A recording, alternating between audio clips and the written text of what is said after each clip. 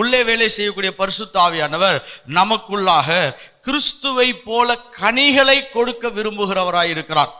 The greatest work of the Spirit is to produce fruits. கனிகளை அவர் கொடுக்கும்படியாக நமக்கு உதவி செய்கிறவராய் இருக்கிறார். நாம் இந்த வசனத்தை வாசிப்பது நலமாயிருக்கும். கலாத்தியர் 5ஆம் அதிகாரம். ஏன்னா பரிசுத்த ஆவியானவரின் கனிகள் என்ற ஒரு பகுதியை நாம் எப்படி பெற்றுக்கொள்ளுகிறவர்களாய் மாறுகிறோம், எப்படி அதை இயக்குகிறவர்களாய் மாறுகிறோம், அதை எப்படி வெளியரங்கமான உலகத்துக்கு கொண்டு வருகிறவர்களாய் மாறுகிறோம் என்பதை குறித்து தான் நாம் இந்த பாடத்திட்டத்திலே படிக்க போகிறோம். கலாத்தியர் 5ஆம் அதிகாரம் 22ஆம் வசனம். ஆவியின் கனியோ எப்படி போதும், the fruit of the Spirit.